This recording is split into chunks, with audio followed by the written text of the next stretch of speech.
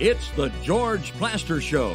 30 years of the best sports talk in Middle Tennessee. Featuring Tennessee Sports Hall of Famer Watson Brown. And it's a shame it's taken this long to get an introduction for this Tennessee Sports Hall of Famer, Kelly Holcomb, along with young gun Billy Derrick. And now, here's your host, George Plaster.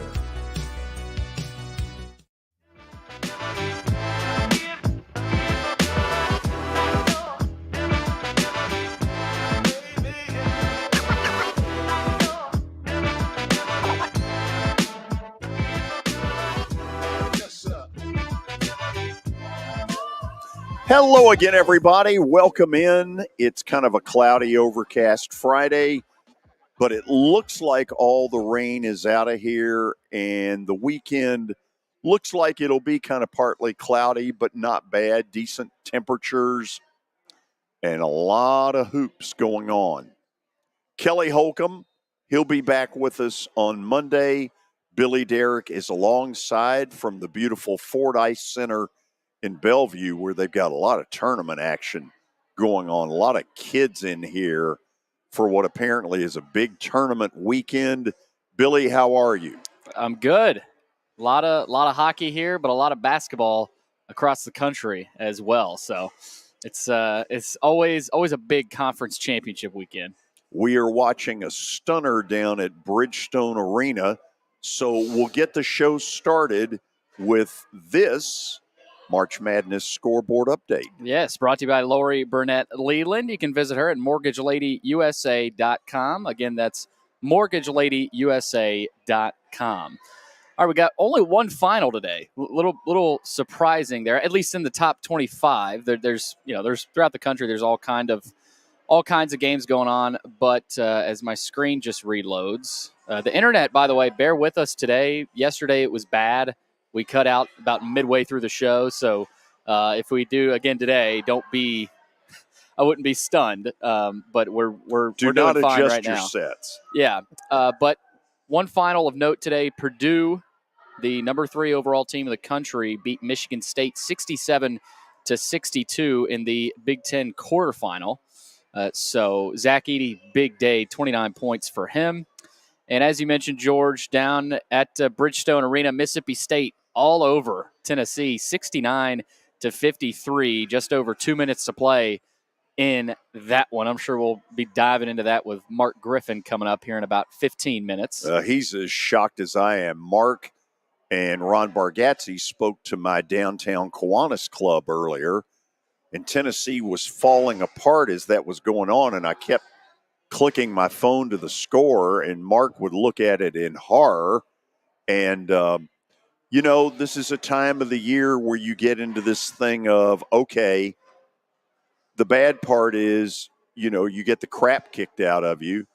The good news potentially is that you get 2 days off to rest. But I don't think for a minute that this is how Rick Barnes wanted this. No, absolutely not. A lot of Tennessee fans down there. I saw a lot of them down there these last couple of days of us being down there, and this isn't good. I mean, I don't really see a ton of positive in this. I mean, you get a whole week off after getting beat on your home court to Kentucky, and you come with this today? I mean, that's awful. It's a real surprise, and I mean, it brings all kinds of questions. And Mississippi State now has given the blueprint to whoever Tennessee plays in the tournament, which is Rent Tolu Smith. Yeah, man. Smith, I know he got into foul trouble late, but he dominated today. Mississippi State's a good physical team. They bullied Tennessee all day today. And I think Mississippi State, I don't know that they're in Dayton anymore. They might, they might have played past that. They might have played their way out of Dayton. So I'm assuming, I think it's fair to say Tennessee's not going to be a 1 seed. No. This loss will drop them to a 2. Mm-hmm. And, there'll be the debate of, okay, does it really matter? And slightly maybe, depending on who Tennessee gets in the opening round. After that, it all feels like it's kind of the same. Yeah. But this is not a good look at all.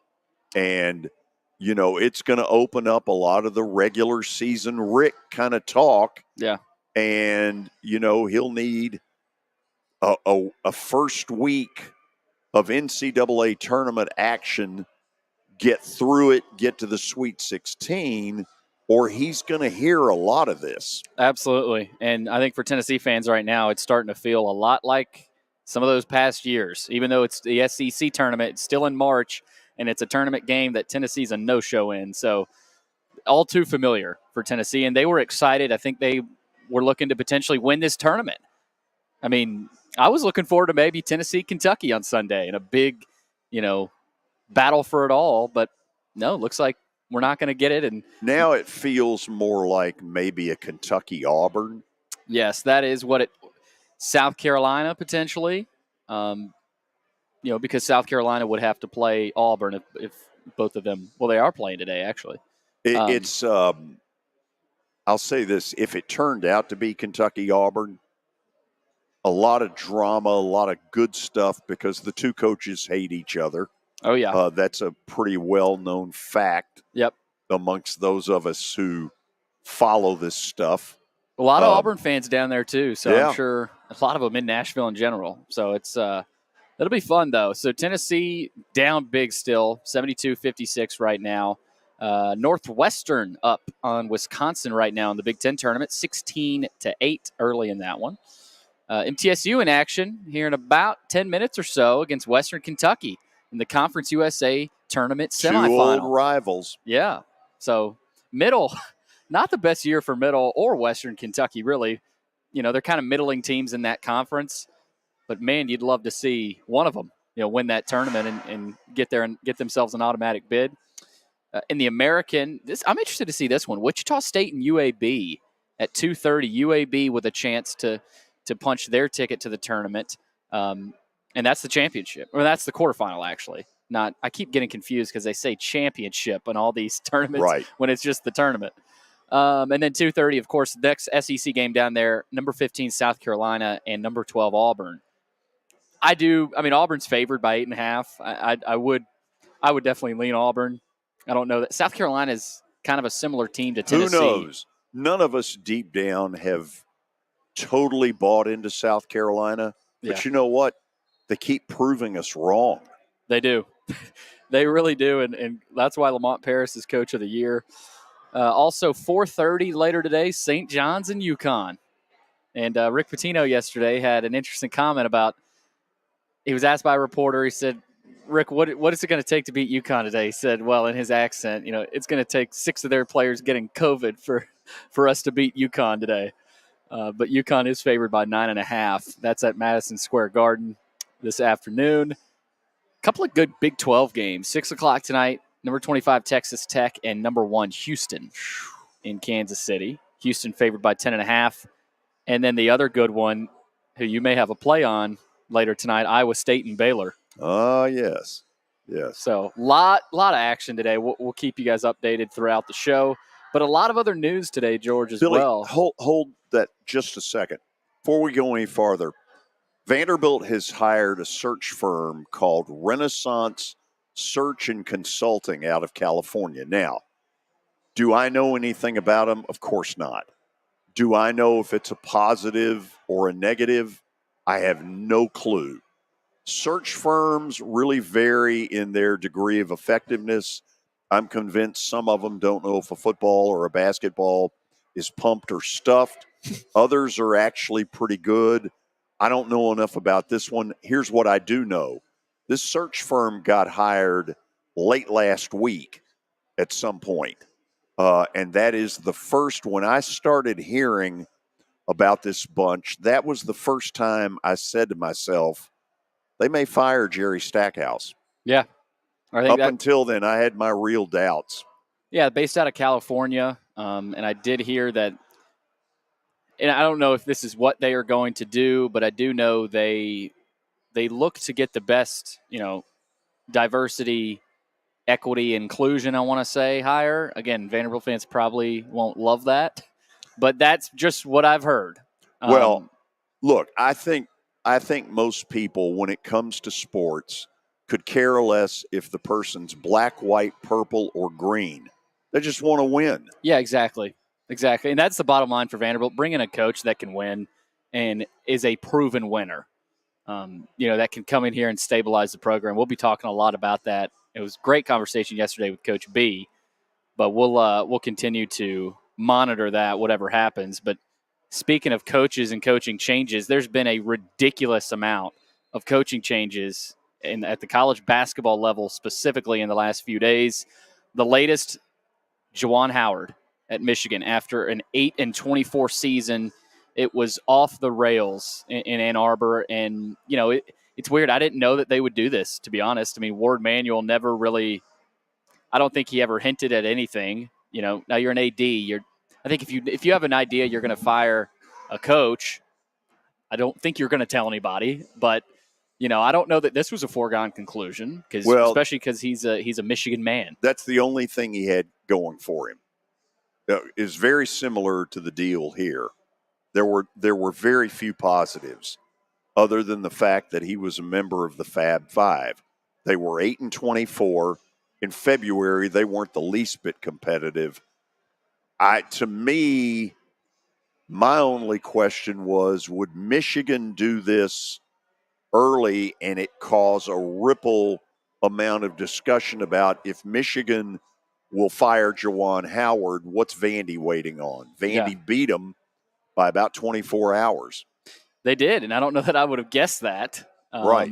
But Manuel mentioned it in his statement. He said he's among the greatest Wolverines to ever be associated with our basketball program. I know how much it meant to not only Juwan, but to all of us for his return here to lead this program. But, he basically just said they weren't living up to expectation. Their best player was a Tennessee transfer, Olivier Kamwa. Yeah. And when he got hurt, it was over. So, boom, just like that, another – that's a great job. Pretty good Power 5 job. Michigan. Somebody can, if they hire the right guy, Billy, they can go a long ways. Absolutely. I think Louisville can too. I think Vanderbilt can too. These are golden opportunities. I don't think there's any comparison between what Louisville and Michigan can do and what Vandy can do. There's no comparison. I mean, I'm sorry. History dictates that Louisville can win a national title. History dictates that Michigan can win a national title. History dictates that right now Vanderbilt is a Sweet 16 and no farther. Yeah, okay. Yeah, obviously they're not on the same level, but I thought you were saying this was I thought you were pointing to Vanderbilt being a bad job it's not I've heard a bad a lot of job, but you have to be realistic. History shows you that yes, under both C.M. Newton and Kevin Stallings, they've made Sweet 16s, but have gone no farther. Yeah. While Michigan and Louisville have proven that they've they won can be national titles. Yeah. NFL, Rams defensive tackle Aaron Donald has announced his retirement from football. I don't know that I expected to see that. Let's hold off on the retirement. Let's wait and see, because he's thrown that one out there before. He's a first ballot Hall of Famer. Oh yeah, he has thrown that out before. You're right. He sure has. That. So let's hold off. Let's see. Don't do the banquet yet. The tour. Also in the NFL, Steelers are trading quarterback Kenny Pickett to the Philadelphia Eagles in an interesting move. Really? Pickett, of course, really struggled this year in Pittsburgh, and now the Steelers don't have Kenny Pickett and they don't have Mason Rudolph. So what are they doing? That move really surprised me. Woo! I had not heard that. It's pretty going into this. I'm stunned. Yeah, pretty recent news here in the last 30 minutes or so. Steelers are going to get a 2024 third-round pick and 2 2025 seventh-round picks in exchange for Pickett.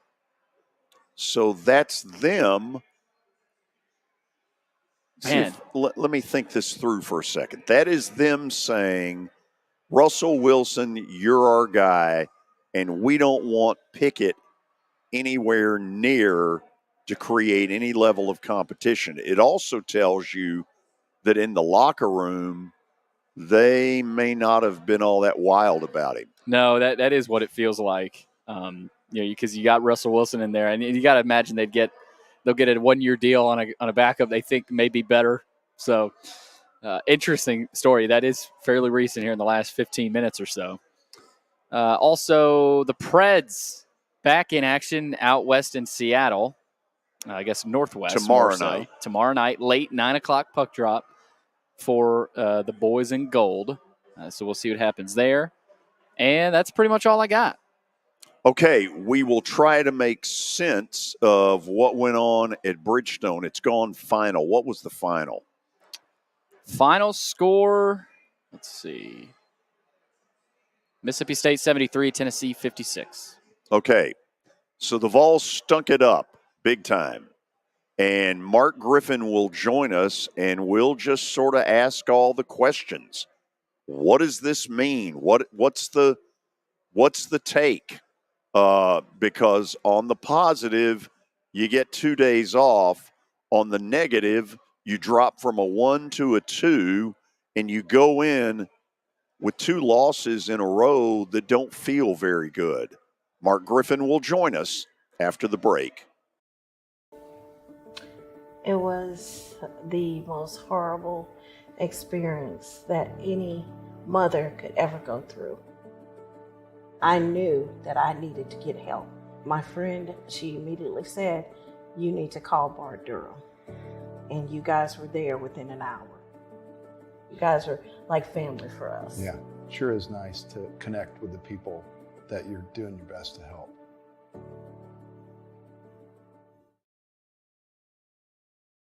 As the trusted premier custom home builder in Middle Tennessee, Donnelly Timmons has over 20 years of experience in the industry. Whether you're looking to build your dream home or renovate your current home, their team will ensure that every client and every remodel is unique, luxurious, and completed on time within budget. Founders Dustin Timmons and Joey Donnelly have over 25 years of construction experience in the Nashville area.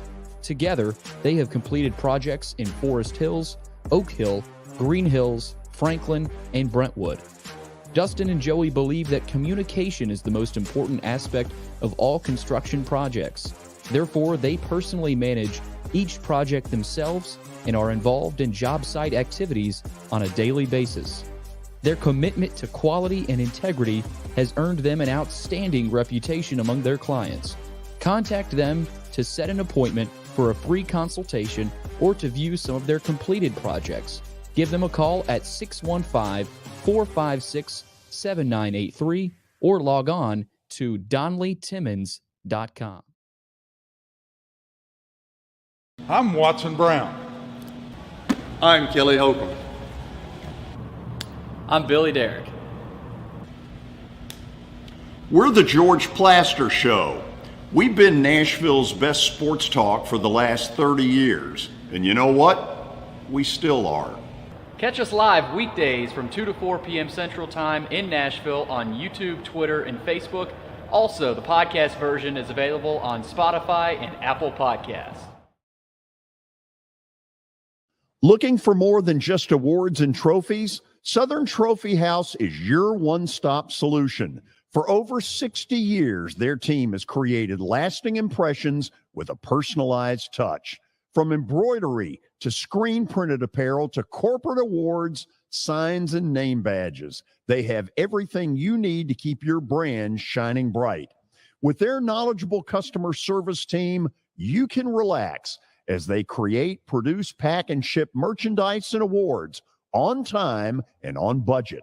That includes etched crystal awards, custom-cut acrylic name badges, embroidered Richardson ball caps, banners, screen-printed T-shirts, laser-engraved Yeti cups, and knives.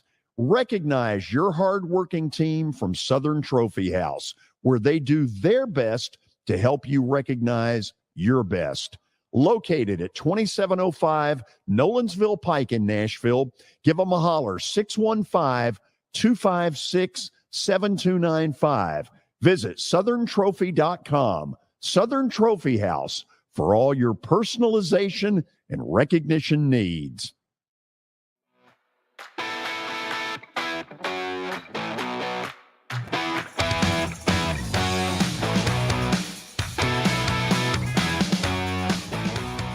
Okay, a lot to talk about, a lot to kind of sort out of this mess that was Tennessee earlier today at Bridgestone.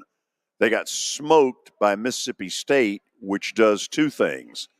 It guarantees that Mississippi State's travel agency can cancel any Dayton plans. They're not going to Dayton. They're not going to be in a play-in game. They're in. Tennessee, they can write off being a 1 seed. Not going to happen. So with all this as a backdrop, we say hello to former Vol Mark Griffin, who joins us. He's mustered a smile even though he doesn't feel like it. Mark, what do you make of this? Wow. George, at this time of the year to come out and play with the lack of intensity, I looked something up really quick, George. UT is third in the country opponent's field goal percentage at 38.5%. We didn't get to watch the full game today, you and I. And I've told people you did a great job, by the way, at my Kiwanis thank Club. you. They appreciated it. I was honored to be in front of the Kiwanis Club. But one thing that I noticed that Mississippi State, looking at their stats, shot 55% from the field. So you're talking, 17% difference. And then you've got to unwrap that and go, where did they get hurt? Apparently, obviously Cam Matthews had a game of his lifetime. Josh Hubbard, who's one of the best players that no one still knows about. He's getting some accolades now, but if he played for any other program, if he was wearing Kentucky blue, he'd be, all over the media. Fantastic player.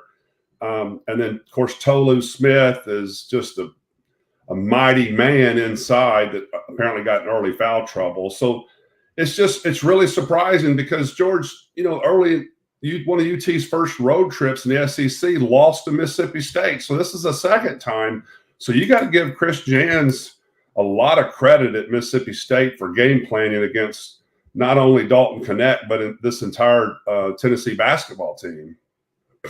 So if you try to play both sides of this, the only positive is the 2 days off from competition that they don't have to get into a world war potentially with Kentucky. Is that a help, or is that just me having not played at your level? Well, George, anyone who's competed never wants to lose. And when you do lose, you don't want to play the victim and go, well, at least we can benefit here. It's always been, no, how can we get better? What can we do to get better? And if the UT team feels like, well, we'll be better because we're saving our legs. Well, at this time of the season, I don't think it's a big deal. I think we as media make a bigger deal out of the resting the legs. Guys want to compete. If you allow them, George, guys play every day in competitive games. You hope that they do get a break if they've got some soreness areas, being able to rehab a little bit. But I guarantee it, like all these programs that have come to Nashville, you brought enough gear for Sunday. So it's going to be disappointing because anytime you step on the court, you want to win.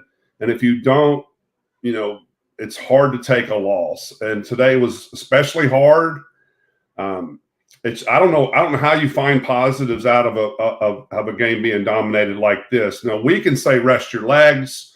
I still think that the guys are going to have their head down. They're going to have to really have a short-term memory and sit there and go, now we've got a 6-game season ahead of us. And especially for the upperclassmen, is like their career is around the corner, about done. So that sense of urgency is going to have to start as soon as they get back on the court when they find out their opponent. Mark, Barnes has proven over the years to be a very good basketball coach. But at the same time, he's got this mental baggage thing of regular season rip. And now all of a sudden he's taking what looks like the best team for sure he's ever had at Tennessee, and as good as any team he ever had at Texas. And they roll into the NCAA tournament having not looked like the better team against Kentucky at any point in the regular season finale, and got their butt handed to them today against Mississippi State. In your mind, how does he play this as a coach over the next 2 or 3 days? Well, coaches, first of all, are very stubborn. So change is very difficult. Not saying that Coach Barnes wouldn't be a man to make changes, because to be successful, you have to make needed changes. You can't just stick to your guns throughout your career, AKA Jerry Stackhouse, which we won't get into, we talked about today. But you've got to be able to adapt. And knowing Coach Barnes, like a lot of people do, he will tweak what he needs to tweak. He'll find game tape to show guys how they could have saved possessions where they maybe weren't in the proper area of defending, scoring opportunities where they may not have taken advantage of driving to the basket. Maybe as much, knowing Coach Barnes, I guarantee he's breaking down tape on soft passes that may have been turnovers, not setting effective screens. So the coaching staff will really do their job to break down film and then just move forward. It's amazing, the mental part where people don't realize. You look at all the players on a court are great athletes, but it's the mental side that you really can't measure, George, that's perplexing. And I don't know, and none of us know how mentally strong this Tennessee team can be moving forward when you are hit like you have been hit head on the last 2 games. So it's just going to be an interesting time to monitor. I'm not as frustrated, but at the same time, my ceiling's gone down a little bit, George, based on the last couple of games results. Because if you blow a tire Thursday or Friday, you're done. They blew a tire. There's no doubt about that. Okay. Let's go to Vandy for a second. I put it out there earlier in the show. Vandy has hired something called Renaissance Search and Consulting. Oh, God. Now, what I think will end up being debated is the fact that I'm reporting that they hired this search firm sometime last week, not this week. And when I started to get wind of this toward the weekend, it was the first time I said, man, they might really do what needs to get done here and get rid of Jerry Stackhouse. In the end, Mark, I believe he had no support anywhere. No. Anywhere Candace Lee turned, all she was hearing was get rid of him. There's no upside. Do you see it any different? No, and nothing personal towards Jerry Stackhouse, but he didn't really help himself either. I mean, we went to the Kiwanis Club today. Did he involve himself or immerse himself in the community at different events to bring in not just key boosters, but your common fan, your everyday fan that grew up following Vanderbilt basketball in the community and really knows the meaning of Memorial Magic over the years? We heard great stories today from Ron Bargatze looking at the 60s and talking about the 70s, and history matters. And unfortunately, this is going to be a bad part of history for Vanderbilt basketball. I hope they make the right decision. It's the timing of what you mentioned is very interesting. It makes me wonder, is this common? Or I would think people wouldn't hire a search firm until you got rid of someone, but what do I know? So, but there's some crazy things going on over there at Vanderbilt's campus right now, and it's not a lot of it that I see that's very optimistic or pointing in the right direction. But I really do truly hope, George, they get a top-notch coach for the program. Now, of course, everybody's going to want big-name people, but look at Chris Jans. Who knew who Chris Jans was 2 years ago when he came from, I believe, New Mexico State? And look at what he's doing now at Mississippi State. They're peaking at the right time. Mark, the coach that doesn't have to play little games about his interest would be Chris Mack. Mm-hmm. He doesn't have a job. So there's a tie there in that his daughter is Vanderbilt's first volleyball scholarship signee ever. Is it as simple as putting those dots together and it ends up being Chris Mack? He's got to be one of your first calls. If not, I mean, I don't know who they're going to call first, George. I can't speak for or think for Candace Lee. Is it her decision alone, or do they have a committee? I mean, do you know this? I mean, how are decisions made when you're looking at someone who's in a position? I don't know how many people that she's hired and fired. You would know that, or Billy. So I think experience would come into play. So it'll be interesting, but he definitely should get a phone call and a lot of interest, because he's proven himself. And, obviously having a daughter here is nice, but I mean, that's not going to be his close. But obviously he would be enticed to a program like Vanderbilt, because you get the NIL up and running, you get a player or two, you make an effort on the recruiting trail, you get a few transfer guys that will want to come play in the SEC, and if they can sell the city of Nashville, you could turn this program around quickly. Mark, there's a lot of other Power 5 jobs open right now. Louisville, Ohio State, Michigan, West Virginia, Oklahoma State, Washington, Stanford, Vandy. Does that hurt Vanderbilt a little bit, that this is a year all of a sudden where there's a lot of openings? Now, a lot of, teams like Stanford, Washington, Oklahoma State, and West Virginia are closer to Vanderbilt's level than schools like Louisville and Michigan and even Ohio State. But how does that maybe play into Vanderbilt's case, do you think? Well, I think it's going to come down to this committee doing their job. I mean, one perspective, you could look and say, we got a committee, let's blame them if it doesn't work. Or you can take accountability and say, hey, we're going to get the best fit here. And that's why I mentioned earlier, it may not be the biggest name person, but it's the fit. And even with all these openings, I still don't think that's a problem, because this will be the only SEC opening, if I'm not mistaken, this season, in which in the last few years we've had great turnover. Yeah. So selling the SEC alone is going to attract a lot of people, because the basketball progress has really gotten better. They've made a valiant effort, and through the SEC, to get better coaches here, which has led to better players, a top league outside maybe the Big 12. So I think it's a very attractive opportunity, because once again, and you guys may take this for granted, but when you have the city of Nashville to sell, and you have a Vanderbilt degree, if you could keep guys around for 4 years to graduate, that says something. It really does. Okay, let's try this one. Here's one thing we all know.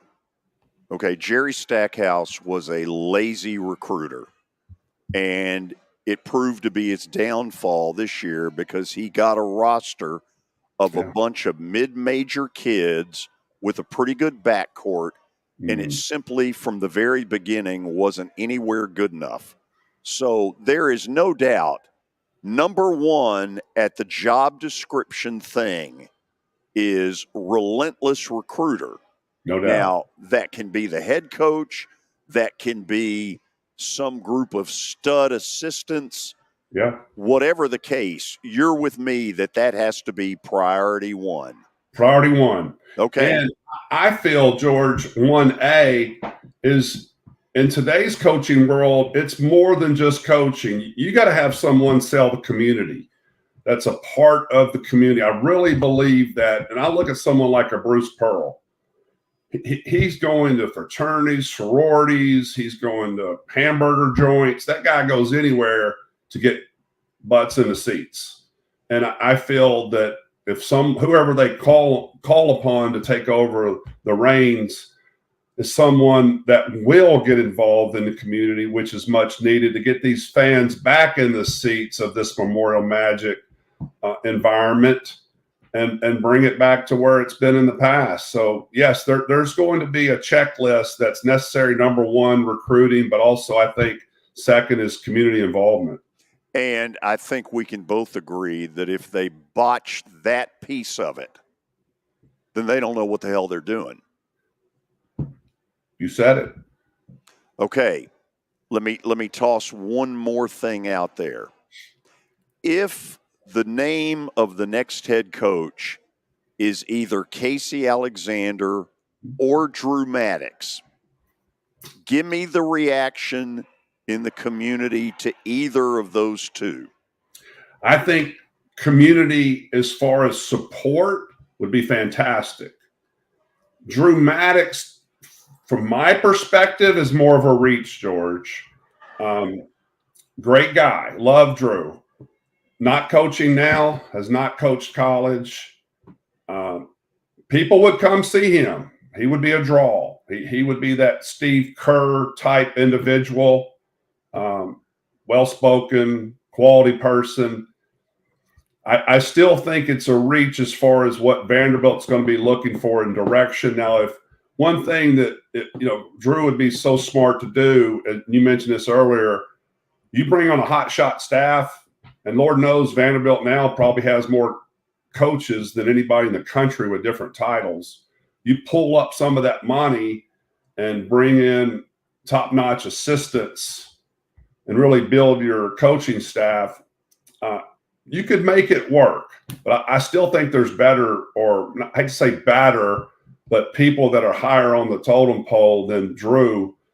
Casey would be one of those individuals, had success. He knows Nashville. He knows the history of Vanderbilt. Great guy. I really do think he could recruit this area as well. I still, unless you're hearing something more than I am, love Casey, but I still don't see him as the top 3 candidate. Yep, Vanderbilt, Mark, cannot afford to hire another coach with no prior college coaching experience. That's what they did with Jerry Stackhouse. They just can't afford to do that. And Drew Maddox, I brought this up to somebody yesterday about Drew Maddox. Hire him as a alumni community relations connector type guy where, maybe he's not making as much as some of the other assistants, but hire him as somebody that is an in-between between the community and the people that still care about the university, as opposed to maybe being a coach on the floor. Or bring him as an assistant. But he's not going to buy that. No. He's not going to buy that community thing, Yeah, but when Drew Maddox, I love Drew, but like Mark said, he hasn't coached basketball for 3-4 years. Okay, and neither is Bucky McMillan. See, Bucky McMillan changes the narrative a little bit to open up the possibility of considering things. I'm talking about the guy at Samford, yes, who had never coached on the college level. Look, I'm not trying to either sway or not sway on Drew Maddox, but what I am saying is the landscape changed of thought process when Bucky McMillan killed it at Samford. That's true. That's a good point. That is true, and that's an N of 1. So my statement on Drew is, well, if he's not in the community as some sort of advisory role, then have him come in as an assistant. He can. I mean, he wore the jersey. I think he could sell the program, sell the city. He'd be great in the community. I do feel that it would be great to bring in someone with some ties to Vanderbilt on an assistant role if there's better candidates, head coach that are around. And I just feel there are, but I still think there's room for Drew on the staff. He would do an incredible job, but I still think there's guys out there that are really going to look forward to that call from your agency out in California, George. Yes, the Renaissance Search and Consulting. I got one more I want to throw at you. When Indiana decided to retain, and I can't think of him all of a sudden. Thank you. Dusty May then has a decision to make. Mhm. Am I willing to stay one more year to wait out Indiana, which is what everybody thinks he wants, or do I take the higher Division I job that's available this year? I see him going to Ohio State, George. I mean, Yep. I think you push down that door while you can. We don't know what's going to happen in a year. You just can't predict the future. I think you take advantage of the present because there's a lot of what ifs, and I don't particularly care for the what if game. If Indiana doesn't do well next year, then what if they do? Dusty May, I think, would be a great coach at Ohio State. I give Diebler a lot of credit that stepped in an interim level, and I don't think that maybe they've lost one, maybe they're 6-1, and if they win the Big Ten tournament, George, there'll be another conversation: has he earned the right to move in to the permanent position, aka Steve Fisher back? I've been thinking the same thing you have, that Jake Diebler might be 2 wins away from forcing a reassessment. I don't think it's going to happen, but it could. But I'm not ruling it out. Let's go to the break on that. And then Billy and Mark take over telling me how to do a show. I love it. Let's do it. Hit After Hit has become the baseball store in Tennessee. They have over 1,000 different models of gloves and over 1,500 wood bats. They also have several Iron Mike pitching machines as well as a Hit Tracks machine. If they don't have it, you probably don't need it.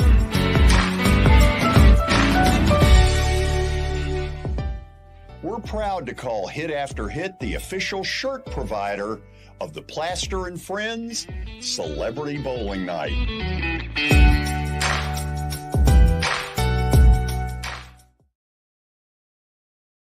Forget the fact that Sir Speedy Music City is owned by my BGA classmate James Warren. Their work stands on its own merit.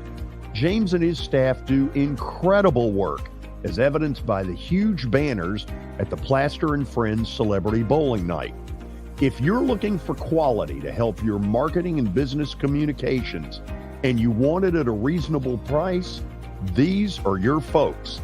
Call them at 615-832-9511 or go to print at sirspeedymusiccity.com. And be sure to tell them Plaz sent you.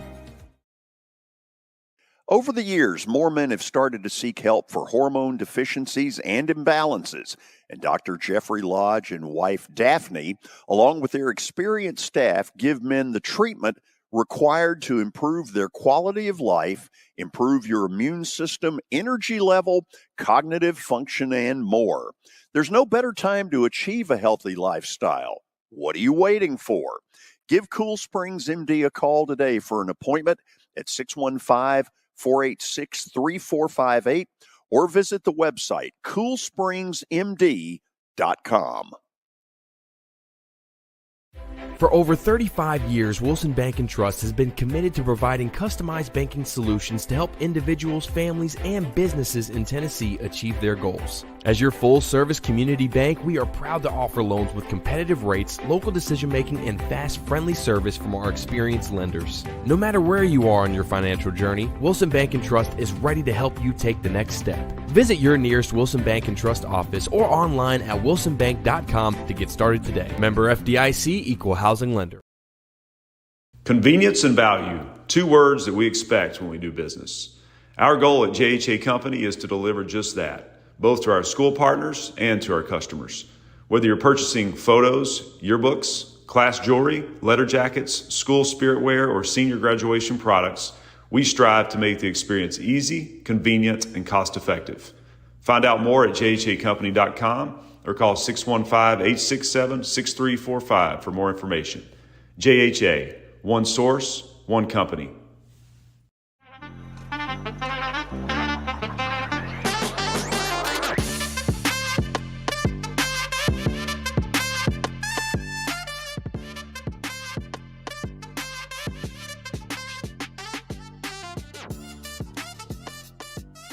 So, Billy, am I correct? I'm turning the show over to you. Yes, you are. Get out of here, Well, George. I fear for our country. Yeah. No, we're going to start with high-scoring offenses in the SEC, Mark, and I didn't know this. I couldn't believe this stat. 5 SEC teams currently averaging 80-plus points per game. Yeah, this was something I looked up because I was wondering where UT actually stood.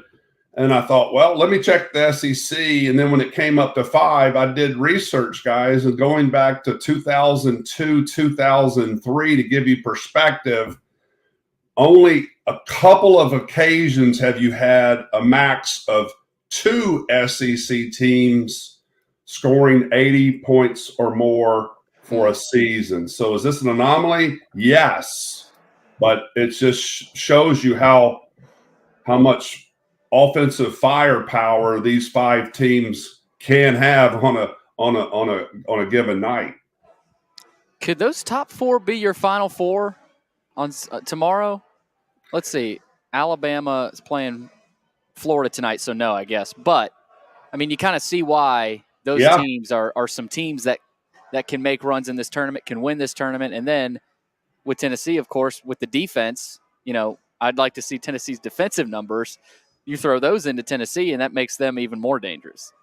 Yeah, and naturally, SEC time, tournament time, scores are normally lower.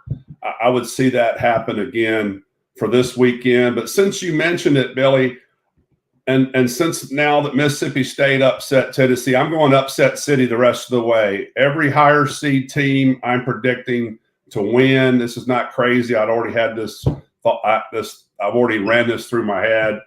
Meaning I've got South Carolina beating Auburn as a 5 seed, and Texas A&M, I think, a great matchup with Kentucky, and I'm going to pick Texas A&M, and then I'm going to go Florida over Alabama. Wow. There it is. Okay, let's get Hold on a second. You're out of your mind on that middle one. A&M is not going to beat Kentucky. Kentucky went through all this a year ago here when Vandy beat the crap out of them. And, they hung Calipari damn near in effigy as the blue mist was walking out of the building. Mm-hmm. Come on, A&M is not at Kentucky's level. Well, but here's the thing, George. A&M is 3rd in the nation in rebounding.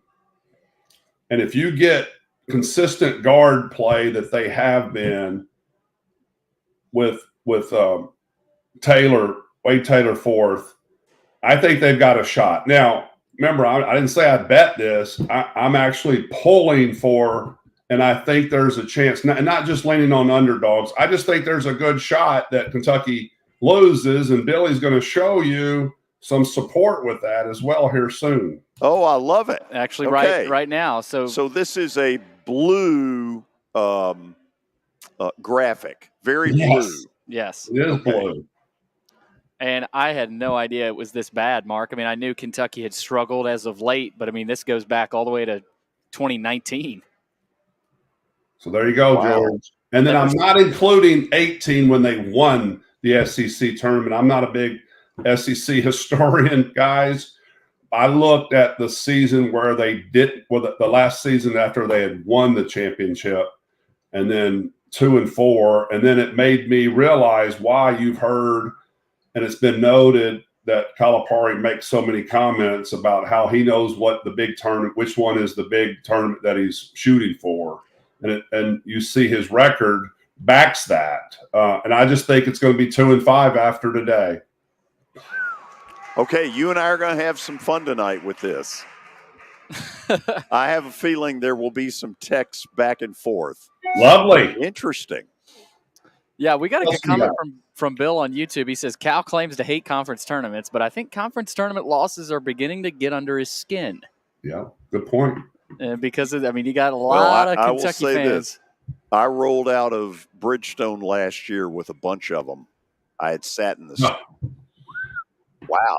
Yeah. What ugly. It hasn't changed how many of them come down this year, though. No, no, I don't think it has. Man. Wow. Was that it, Bill? Oh, another one. Yeah, so that was Kentucky. Now Tennessee. This is an interesting one, too. Since early 2000s, Tennessee has had 4 players average 20-plus points per game throughout the entire season. Yeah, and I threw that out. I was going to do a trivia for George to pick the 4. And for me, I must say, I struggled with Kevin Punter. I think easier ones is Chris Lofton and Ron Slay. And just note that. Was Kevin Punter a place kicker? Yeah, exactly, right? Was he on the Donnie Tyndall team, or was that was Donnie Tyndall, yeah. And he didn't make the NBA, but he's carved out a fantastic career in Europe. Fantastic. He's a good player. He's the one that coach came in, and I you know what? I think it's Punter that didn't he go over? I'm not sure if he was on Barnes' first season or not, but I know someone changed his shot in one season, and he had really blew up. And I thought it. I may be wrong. I thought it was Coach Barnes' first year. Mark, let's go down to Dalton Connect for just a second. Yes. Do you see anything? Because there's a narrative out there that says the reason Tennessee is going to make a deep run is because when they need a bucket, and it always happens in the NCAA tournament, you're going to get some close games that you just hand the ball to him, get the hell out of the way, and watch him do his thing. And he may be that good. Is there anything you see in the last couple of weeks that teams are doing defensively that may be causing him a problem? Yes. Today was an example of putting a DJ Jeffries on him, who is a much better athlete. He's taller than the normal players that have guarded him in the past. And not that he roughed him up, but he just didn't have a lot of space. So I think the thing that you've got to look at trying to defend Connect is you just can't give him space. And they call it hugging your man. That's another term, but it's true. If you give Connect space, he can go to work. I have seen him bothered by people in his grill, and really with the good hands, making him having to force his issue, maybe going to his second option as we saw today. 4 of 17 from the field, not your best day. But I think you're going to see more teams throw out bigger guards or athletic 3 or 4 man or forwards. Yes. Okay. Where else we going, Billy? That was it. I got one to add. Okay. Oh, if you don't mind. Bonus coverage. Yeah, bonus coverage. And this is an X factor for Tennessee. We talked a little bit about them losing by 17 today. And people focus on Ziegler scoring 20 and, Connect with not having the best day. I like to look at the seniors, the fifth-year guys, Vescovy and Triple J, and particularly Triple J, Josiah Jordan-James, as being the X factor. I've said that from day one. And what is concerning, if there's a concern for me going into the tournament, guys, is out of UT's 8 losses now, I'm going to throw it out to you guys.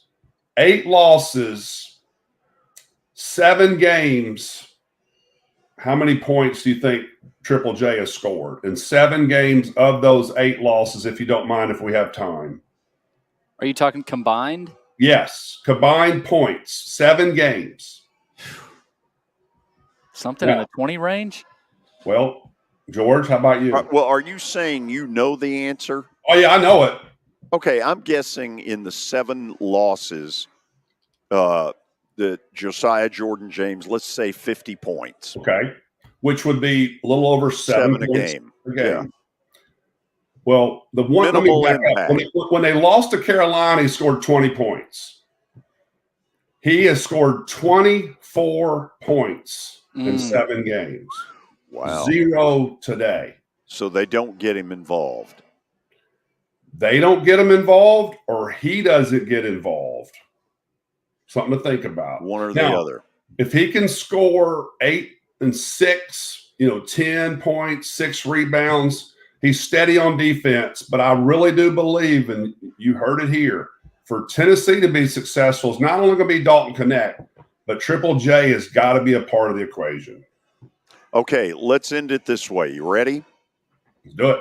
You got 3 heavyweight jobs open right now that you can say, okay, they're down, but if you get the right one, not only can you go to the Final Four, but there's historical proof that you can win a national title. I think I heard you say you think Dusty May's going to Ohio State. Okay. That's what I would that's what I'm hearing, and that's what I would hope for. Right. Okay. Louisville. Yep. Who do they target? George, and I haven't gone on to the social media sites to see. I don't know who their candidates are, to be honest with you, George. But I think that's the number one job available right now. Louisville. Yeah, you can win in Louisville. Oh, my gosh. So much history, tradition. Get someone, once again, a fired-up coach that gets involved in the community. Let's move on from what didn't work with Kenny Payne, unfortunately. But I think Louisville's top job out there. Okay, let me just toss one thing out there. All right. See what you think. At the end of this season, does Kelvin Sampson have to look, whether he wins it all, which I don't think he's going to, but I think he's going to get close. Does he look and say, I've done everything at Houston that I can do? These are 2 proven to get to Final Fours and win the national titles. Is he in either one of these? He would be one of, if not the first person at Louisville that I'm calling.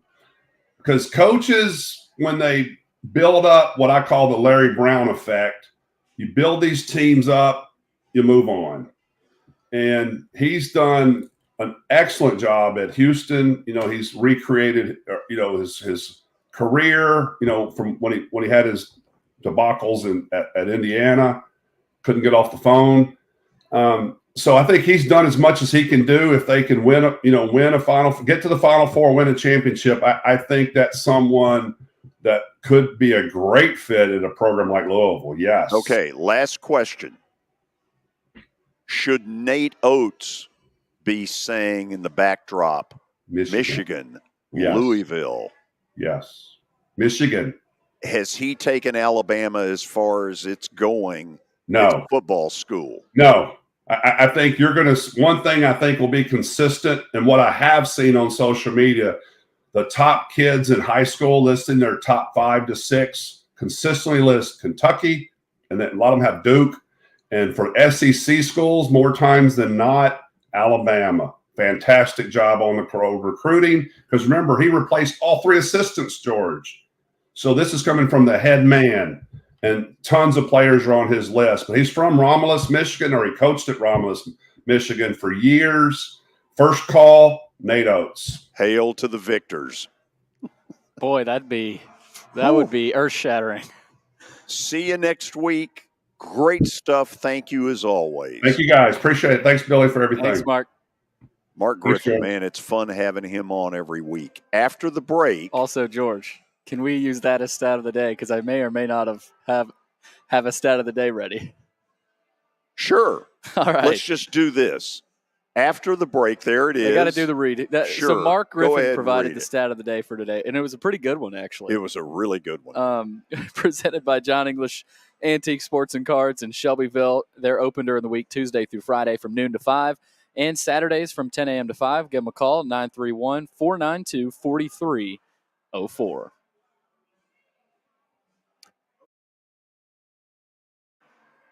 Where are we going here? I thought you were sending it to the break. I am. We'll go to the break, and we'll be back. Star Physical Therapy was established in 1997 with one great mission: to serve. If you're hurting, don't wait to receive physical therapy. You don't need a referral to see their physical therapist, and early morning and evening appointments are available. Make the call to 615-673-1420 and get rid of that pain. Star Physical Therapy, the official health provider of Football Friday. Yo, you want to see something cool? No? Well, I'm going to do it anyway. Step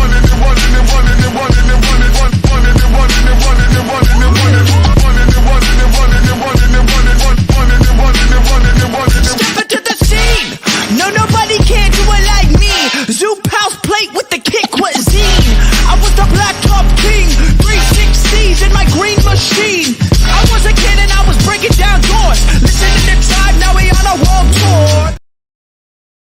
Venture Express has been helping people in this area for more than 40 years. They're headquartered in Murfreesboro with over 30 years of dedicated fleets involving production, manufacturing, and corrugated experiences. They're an asset-based company with over 700 tractors, 4,000 trailers, and 800 drivers. If you need their help, dial them up 615-793-9500 or log on to ventureexpress.com. You were in a crash. Yeah. Your kids were in the car with you. We're very lucky to even be telling this story to you. Nikki treated us like family, and she was very caring and loving, and I'm just so grateful for that. She was somebody I could trust, and being a veteran, that's so important to me. My kids are going to have a better life now because I don't have to worry about those expenses that we were out. Your family has really created a legacy of trust, and I would recommend you to anyone. You know, starting to save for your future doesn't have to be difficult. Let Wilson Bank and Trust help tone up your financial goals this year. Our certificates of deposits or CDs can help your money work harder with our competitive rates, earning you more than ever before. WBT checking options allow you to earn rewards you can really use, like a high interest rate or cash back on check card purchases when you meet some e-banking qualifications. Visit your closest Wilson Bank and Trust office or online at wilsonbank.com to get started today. Member FDIC.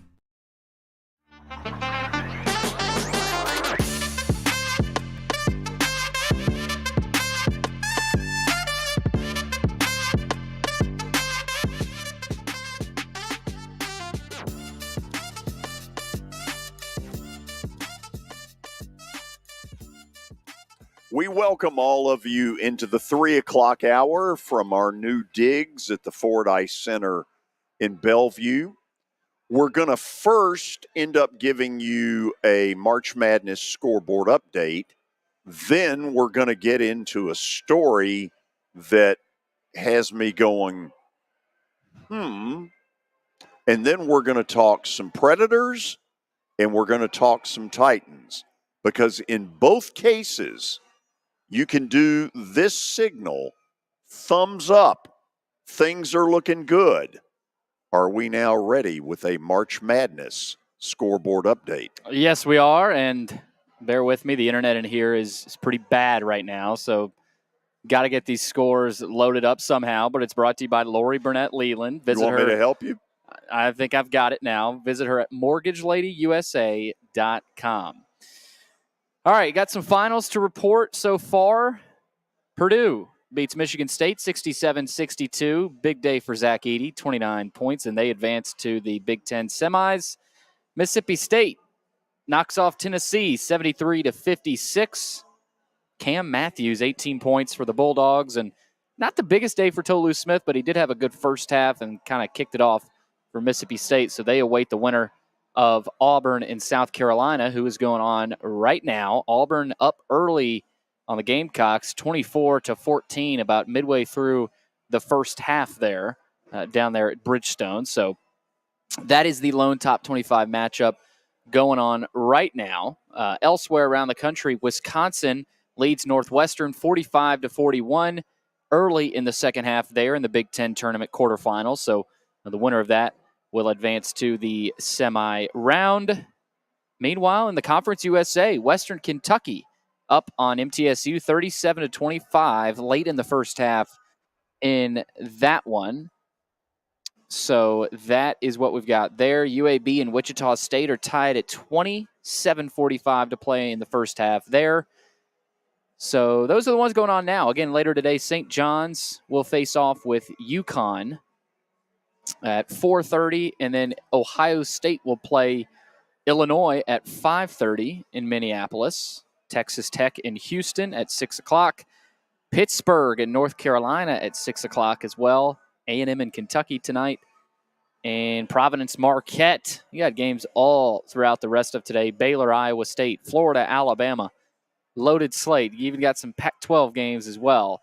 So that is another March Madness scoreboard update brought to you by Lori Burnett Leland. Visit her at mortgageladyyusa.com. For what it's worth, Joe Lunardi's last bracketology that he released at 1:30 this morning, which does beg the question, do you ever go to bed? A&M was the last team in the tournament, which I think means they better win tonight, or it's either Dayton or don't get in at all. They play Kentucky tonight at 6 o'clock. The last four in, according to Lunardi, are Seton Hall, Colorado, which is surging late, Virginia, which absolutely will put you to sleep watching them, and A&M, which isn't a whole lot better. They're a little on the dull side as well. There's a piece of news that I think has caught all of us in a little bit of a, really? Listen in. Yeah, so Mike Vrabel, I can't believe this. He's been hired by the Cleveland Browns as a coaching and personnel consultant, according to ESPN's Adam Schefter. Vrabel was in Indianapolis with the Browns working the NFL scouting combine. Of course, he was fired by the Titans in January after 6 years with the Titans. Despite having his name tied to multiple open head coaching jobs around the NFL, he did not catch on with the team and was not traded by the Titans either, as we know. So he's reunited with Jim Schwartz, who was the defensive assistant under Mike Vrabel in Tennessee. Of course, he's from the state of Ohio, Akron, Ohio, played at Ohio State. He's going to make the Browns a lot better. I don't know what exactly, again, what does that even mean? Well, personnel consultant and coaching. He's just a consultant? It looks to me like he's in the on-deck circle. I wonder how Kevin Stefanski honestly feels about that. Yeah, I mean, Mike Vrabel doesn't feel like a guy that's going to sit as a consultant for too long. No. As C.M. Newton once told me, consultants are people paid to do nothing. Well, that's the thing about Mike Vrabel. I can't see him doing that. Yeah. And then also, George, so that's out there. The Titans have released Andre Dillard, who was set for a $10.6 million cap hit. Terry McCormick, Main Street Media, had sort of alluded to that when he joined us on Wednesday. So let's get to our two big pro teams, hockey and, of course, football. Let's start with the Preds for a minute. I had a concern a week ago that they were going to go on a road trip, and I'm trying to remember all the places on the road trip. At Columbus, at Minnesota, at Winnipeg, tomorrow night at Seattle. And I made the comment last Friday that I would take 4 points and never go on that trip. Well, to my surprise, the Preds have already earned 5 of a possible 6 points on this road trip. They play Seattle tomorrow night out there before coming home next Tuesday to play San Jose. So, think about these point totals for a minute. When the Preds swept the 5-game road trip several weeks ago, they got 10 out of a possible 10 points. They came home for a 5-game homestand, got 9 of a possible 10 points. Now they've gone on what will be a 4-game road trip and already have amassed 5 of a possible 6 points. They have been cooking with gas, and they've been doing things that even the most optimistic of Preds fans could never have seen coming. Let's take a look at the standings and see what it's meant. Okay. Billy, you may have the ability. Can you full screen it? There we go. Beautiful. So Nashville is now in a battle to get to the 7 hole. And you say, what's the difference between 7 and 8? Very simply, at 7, you stay away from Vancouver early on. If you end up in the 7, you're going to get either Winnipeg, Colorado, or Dallas. And I would take any of the 3 instead of Vancouver. What's starting to happen with all this winning is that they are building up a little bit of a pad in the 7 hole. They're 3 ahead of Vegas. Vegas has played 1 less game. Now let's go to the battle for the 8th slot. If Nashville doesn't get the 7, they're 7 ahead of Minnesota, having played the same number of games. They're 9 ahead of St. Louis, having played 1 more game. They're 11 ahead of Calgary, having played 1 more game. And they're 12 ahead of Seattle, having played 2 more games. Billy, in my wildest season ticket holder dreams, I never saw this coming. Me neither. I don't know what has gotten into this team. It feels like a combination of a lot of different things. This guy on the screen has been a big part of it. Obviously, Philip Forsberg, Saros. Again, I'm not as locked in as you are, George. I can't really explain this. I don't know that you can either. I'm not even pretending to try to. And so they're just playing really well. And I think a lot of it has to do with, Barry Trotz, Brunette, the combination of both those 2 guys. And I admitted this a few weeks ago. Barry Trotz is the pseudo coach of this team. I mean, he's been a coach in this city. He did pretty well with the Islanders, and you just feel his imprint. I don't know how much he has impacted the Brunette decisions, but it feels like a lot. And I think that's been a big part because this is a totally different team and playing style than what they were last year. Last year, fans were pissed off. They felt like they should have been in the playoffs, felt like they should have at least gotten an 8, maybe a 7 seed last year. Obviously, there were plenty of people upset with John Hines and his style. I think the Preds are just lucky that a guy like a Barry Trotz agreed to come over here and make the moves he did early with Duchesne and Johansson. And, gosh, all of a sudden the Preds are riding high going into the playoffs. If you're looking for the Preds to try to get into the top 3 at the moment, for what it's worth, Winnipeg is 7 ahead of the Preds. Dallas is 9 ahead of the Preds, and so is Colorado. It would take quite a mountain to do that. However, I've learned not to unexpect anything. I mean, yeah, it's the Preds are just winning. They're winning. They're getting points, and they're playing really well. And so at this point, I don't know, change anything. You just got to hope it continues, and you don't go on one of those dreaded losing streaks. Like we talked about, you went on an 8-game winning streak, and now it feels like you're back on another streak. So especially the point streak, the hottest team in the league, and doesn't feel like anybody is challenging them. Okay, now let's get to the Titans, where clearly all that salary cap money has started to be put to use. And the one that's got all the fans buzzing is the fact that you now have an NFL dangerous receiving core at 1 and 2.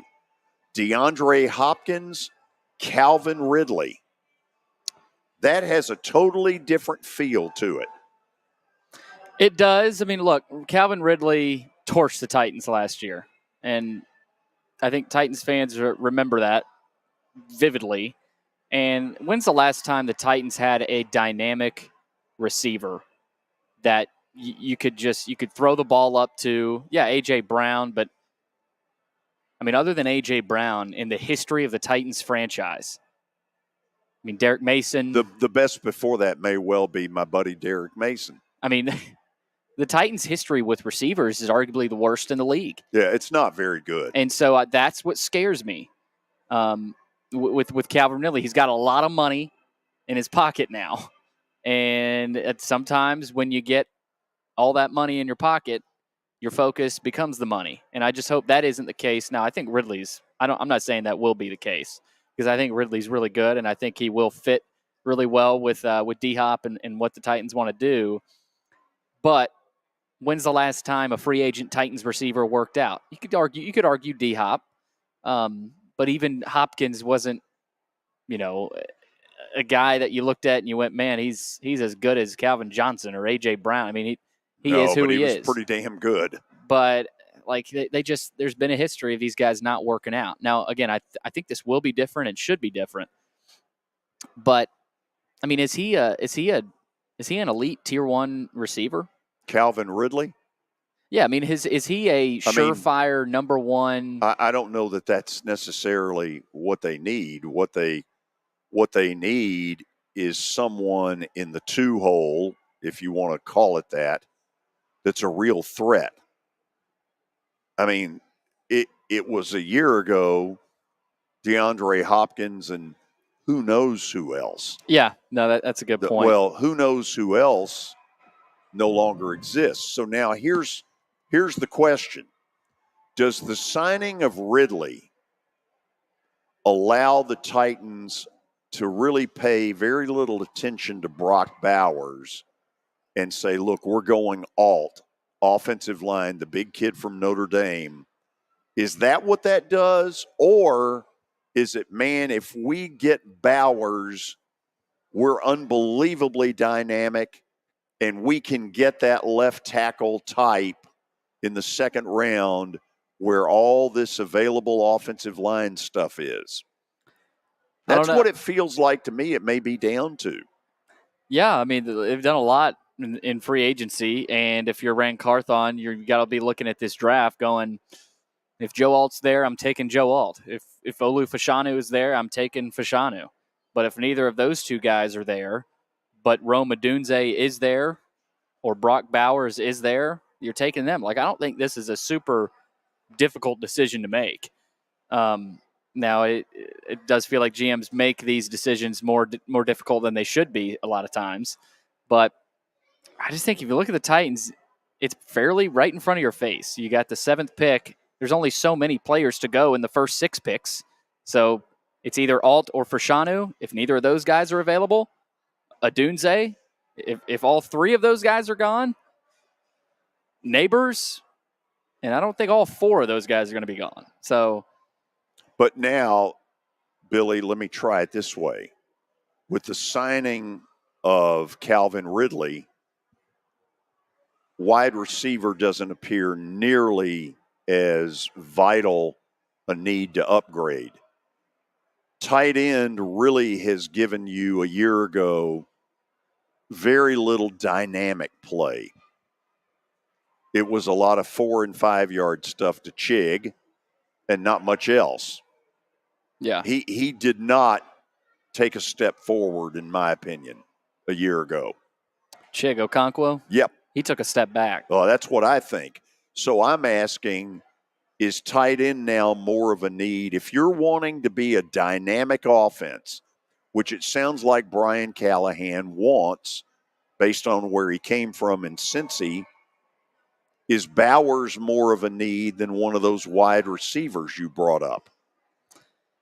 That's a good point. I don't know. I'm glad I'm not a GM, because you look at what the Titans are doing right now, and all of a sudden, but listen, here's what Calvin Ridley, boom. How much does that change? The receiver room and the explosiveness of it. Because if you look at it now, Calvin Ridley, number 1. There's a lot of other number 1s that are better than Calvin Ridley in the league still. He's really good, but they're still a little behind. Number 2, DeAndre Hopkins. Number 3, Nick Westbrook-Akine, Traylon Burks. I mean, does Burks stay healthy? Like, I don't want to overrate this and say Titans, they're at the spot where they need to be. I still think they need to draft a receiver, but they're certainly better. I mean, you can't argue what Carthon has done to bolster that room. So I'm going to go back to what I showed earlier. Preds right now, big thumbs up. Titans, with all this salary cap money, feels like big thumbs up. feels like both of them, their stock is rising as we speak. Is mine? Probably not. Plaster bet of the day, God forbid, is coming up next. It was the most horrible experience that any mother could ever go through. I knew that I needed to get help. My friend, she immediately said, "You need to call Bart Durham." And you guys were there within an hour. You guys are like family for us. Yeah, sure is nice to connect with the people that you're doing your best to help.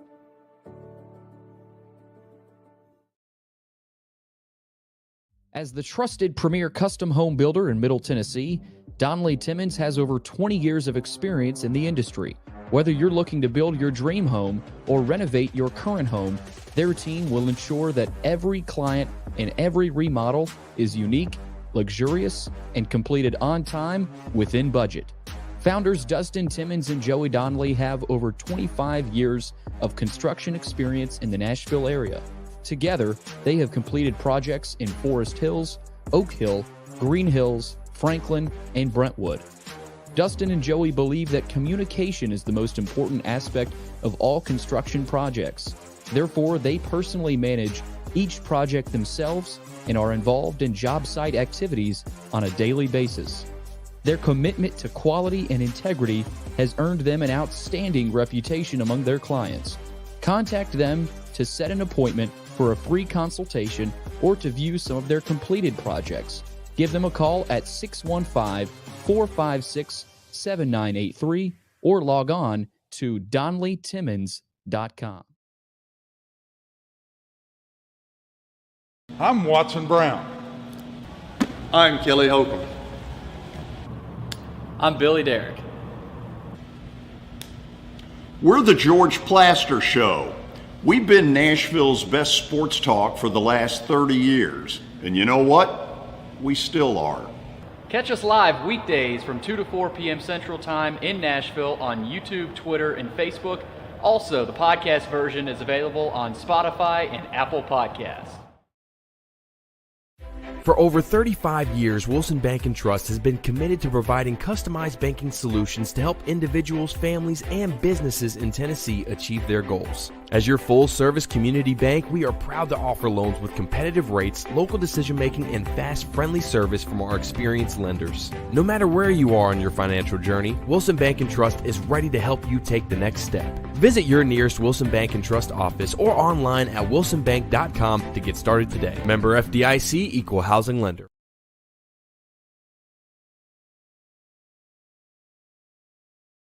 Looking for more than just awards and trophies? Southern Trophy House is your one-stop solution. For over 60 years, their team has created lasting impressions with a personalized touch. From embroidery to screen-printed apparel to corporate awards, signs, and name badges, they have everything you need to keep your brand shining bright. With their knowledgeable customer service team, you can relax as they create, produce, pack, and ship merchandise and awards on time and on budget. That includes etched crystal awards, custom-cut acrylic, name badges, embroidered Richardson ball caps, banners, screen-printed T-shirts, laser-engraved Yeti cups, and knives. Recognize your hard-working team from Southern Trophy House, where they do their best to help you recognize your best. Located at 2705 Nolensville Pike in Nashville, give them a holler, 615-256-7295. Visit southerntrophy.com. Southern Trophy House, for all your personalization and recognition needs. Convenience and value, two words that we expect when we do business. Our goal at JHA Company is to deliver just that, both to our school partners and to our customers. Whether you're purchasing photos, yearbooks, class jewelry, letter jackets, school spirit wear, or senior graduation products, we strive to make the experience easy, convenient, and cost-effective. Find out more at jhacompany.com or call 615-867-6345 for more information. JHA, one source, one company.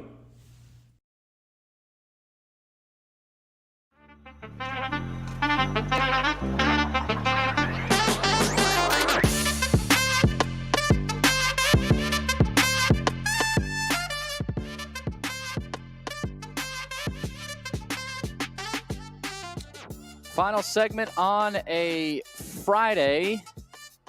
Earlier today, Tennessee upset by Mississippi State down at Bridgestone Arena. Currently, Auburn leads South Carolina 34-20. Late first half in that one. Let's get to Plaster's Bet of the Day, brought to you by Bart Durham Injury Law. Give them a call, 615-242-9000, or log on to bartdurham.com. A little review, 4-0 night. Wow. Oh, yeah. How did that happen? It was a miracle. I was looking at the games, and a lot of them weren't, you weren't necessarily going off on a ledge for a lot of them, but, I mean, it does take a lot to cover for a lot of these conference tournaments. Although Creighton lost, didn't they? Yeah, I got to check. I got to check your record because the record is wrong. I forgot to change the record. Okay, I think we need to redo. Creighton got beat. Marquette won. Baylor won. Colorado won.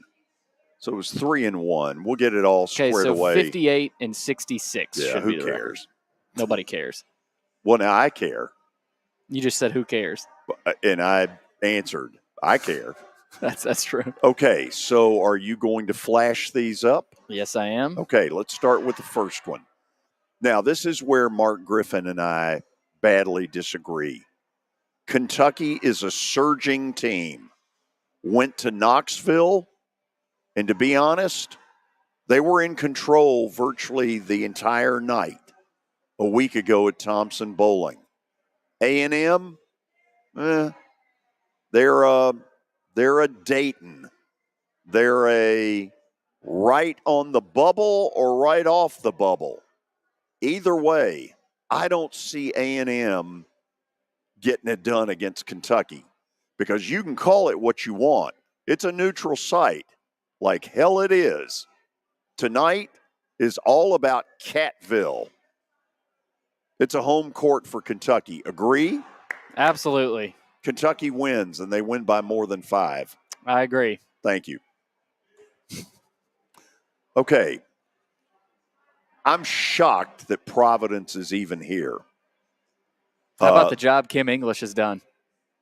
Well, I don't know what to think of Providence. When I watch them, at times they can't throw it in the ocean. Apparently last night they were good enough offensively to hold off Creighton. That's a great win. Yeah. Do I think they're getting 2 in a row? No, I don't. Because at some point, the real Providence will step up and throw a bunch of clanks up there. Tonight will be that night. All right, last one. Do you like that? I like it. Okay. Iowa State, they're just better than Baylor. This will be a war. This will be an absolute slugfest. 2 really athletic teams. Yeah. Baylor at times won't throw it in the ocean. They will go on one run in this game where they don't. And Iowa State will make them pay. Bingo. This is a recording.